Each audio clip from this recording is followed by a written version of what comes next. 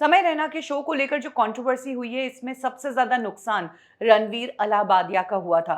High profile लोगों के साथ बैठते थे, पॉडकास्ट करते थे और बहुत अच्छा काम चल रहा था।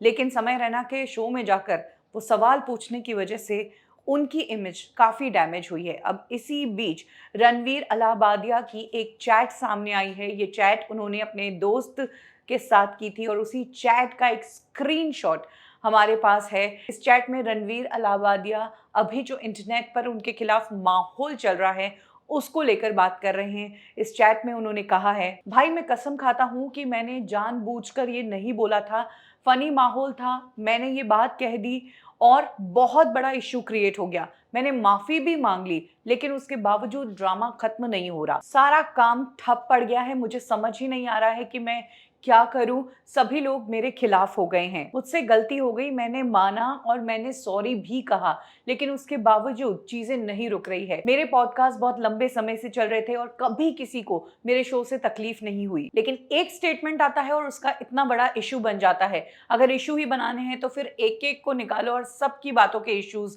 और सबकी बातों के मतलब निकलने चाहिए। गलती मानने के बावजूद भी अभी भी इस मुद्दे को इतना बढ़ाया जा रहा है। कुछ इस तरह से रणवीर अलाहाबादिया ने अपने दोस्त के साथ ये बात की है। उनके दोस्त का नाम है राहुल परिहार, जो खुद एक इन्फ्लुएंसर है।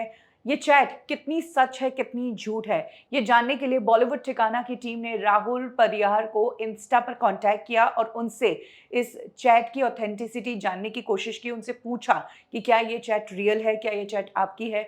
तो उन्होंने हाँ में जवाब दिया। उन्होंने कहा कि हाँ ये चैट रियल है और इसीलिए ये पूरी न्यूज़ आपके साथ शेयर की है। तो एक बात तय है कि रणवीर अलाहाबादिया इस वक्त बेहद स्ट्रेसफुल टाइम से गुजर रहे हैं। उनका काम ठप हो चुका है, आर्टिस्ट उनके शो पर आने से मना कर रहे हैं।